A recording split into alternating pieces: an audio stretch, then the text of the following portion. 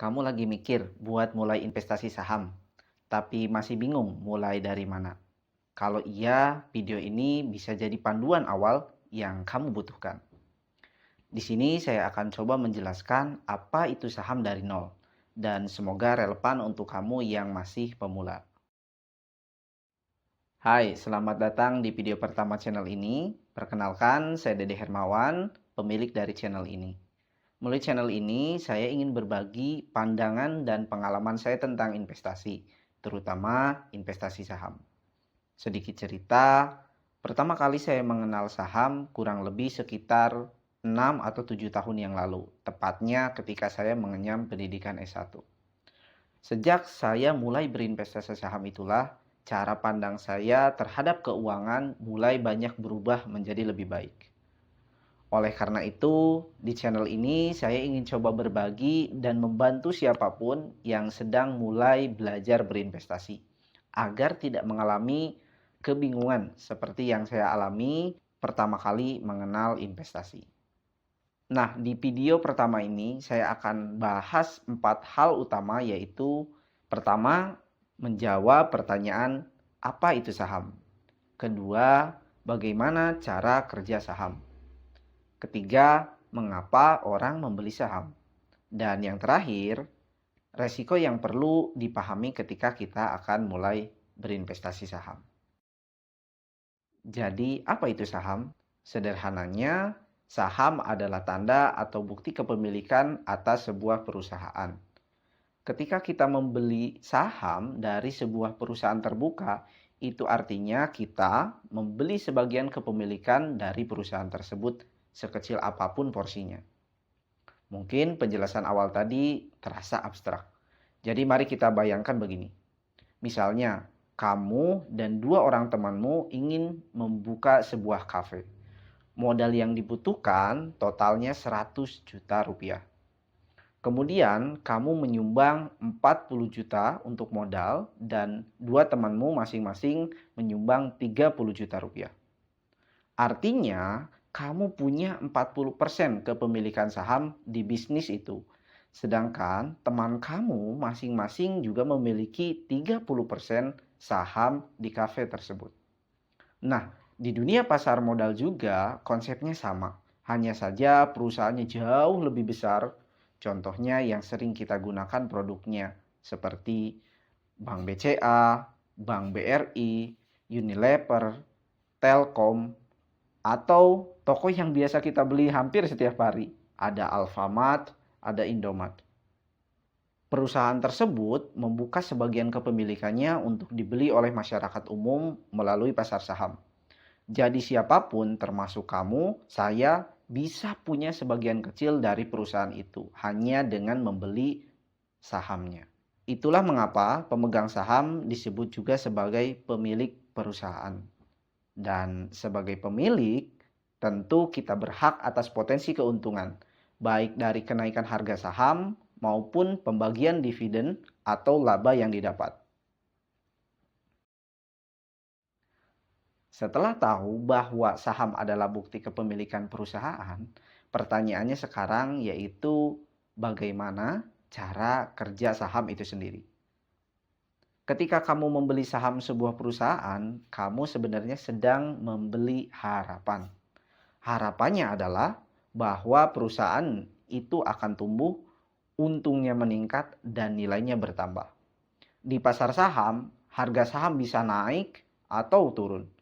Perubahannya dipengaruhi oleh banyak hal. Contohnya, oleh kinerja perusahaan, kondisi ekonomi, bahkan emosi pasar itu sendiri.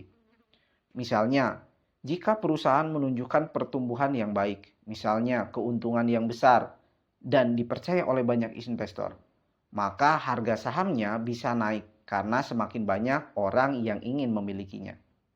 Tapi sebaliknya, kalau perusahaan mengalami penurunan pendapatan atau muncul kabar negatif, orang-orang bisa kehilangan kepercayaan. Akibatnya, mereka menjual sahamnya dan tentu harganya bisa turun. Jadi, cara kerja saham sebenarnya sangat dipengaruhi oleh kepercayaan pasar terhadap masa depan perusahaan tersebut. Kita sebagai investor bisa untung dari 2 hal. Pertama, dari kenaikan harga saham. Kedua, dari dividen, yaitu yang tadi sudah dijelaskan, yaitu pembagian keuntungan perusahaan kepada pemilik saham. Tapi pada kenyataannya tidak semua perusahaan tentu membagikan dividen. Biasanya hanya yang sudah stabil atau tentu yang sudah memiliki keuntungan. Dengan kata lain, semakin baik kinerja perusahaan, semakin besar peluang kita mendapatkan imbal hasil dari saham yang kita miliki. Banyak orang mulai tertarik dengan saham karena satu alasan. Mereka ingin uangnya bertumbuh. Kita semua bekerja untuk mendapatkan uang. Tapi kalau uang itu hanya disimpan di tabungan biasa, nilainya bisa turun perlahan karena inflasi. Nah, disinilah saham jadi sangat menarik. Orang membeli saham karena mereka ingin uangnya bertumbuh lebih cepat dibandingkan sekedar ditabung. Ketika perusahaan tempat mereka berinvestasi berkembang, nilai sahamnya bisa naik dan mereka bisa mendapatkan keuntungan dari kenaikan itu. Selain itu, ada juga yang membeli saham karena ingin mendapatkan dividen. Ya, itu seperti bonus karena kita ikut memiliki bisnis tersebut. Ada juga yang membeli saham untuk tujuan jangka panjang, seperti mempersiapkan dana pensiun, atau tujuan pendidikan anak, atau membeli rumah, atau mungkin hanya sekedar untuk mempersiapkan liburan ke luar negeri. Karena itu saham bukan hanya soal mencari keuntungan cepat, tapi lebih kepada membangun aset secara bertahap, sambil ikut memiliki sebagian dari bisnis-bisnis besar di Indonesia, bahkan dunia. Di balik potensi keuntungan yang besar, investasi saham juga memiliki risiko. Dan ini penting untuk diketahui sejak awal. Risiko yang paling umum adalah harga saham bisa turun. Misalnya, kamu membeli saham sebuah perusahaan seharga Rp1.000 per lembar. Tapi beberapa bulan kemudian, karena kinerja perusahaan menurun atau kondisi ekonomi memburuk, harga sahamnya bisa turun jadi Rp800 atau bahkan lebih rendah. Ini artinya nilai investasi kita ikut turun. Kedua, perusahaan bisa gagal atau bahkan bangkrut. Kalau ini terjadi, sahamnya bisa kehilangan seluruh nilainya. Ini memang kasus yang jarang sebetulnya ya, tapi tetap mungkin terjadi dan ini yang harus diwaspadai oleh investor. Ketiga, emosi investor itu sendiri. Banyak orang panik ketika harga saham turun sedikit, lalu buru-buru menjual ketika rugi. Padahal kalau mereka sabar dan punya rencana jangka panjang, situasinya bisa saja berbeda.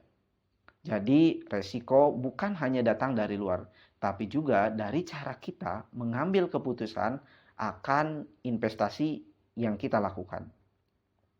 Karena itu, sebelum berinvestasi, penting untuk belajar memahami bisnis yang kita beli dan tahu batas kemampuan kita dalam menanggung resiko. Biasanya ini disebut dengan profil resiko investasi.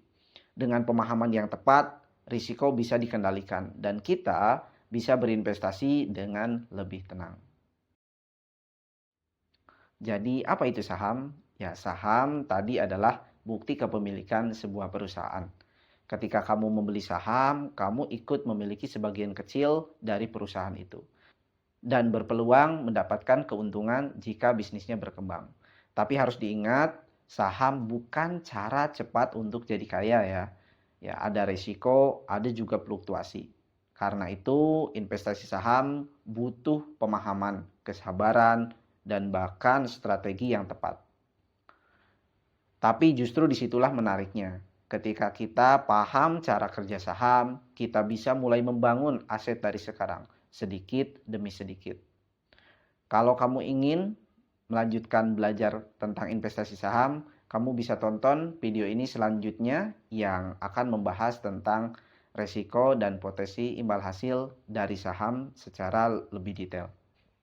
Dan kalau kamu merasa video ini bermanfaat, jangan lupa subscribe atau komen supaya tidak ketinggalan video edukasi lainnya. Terima kasih.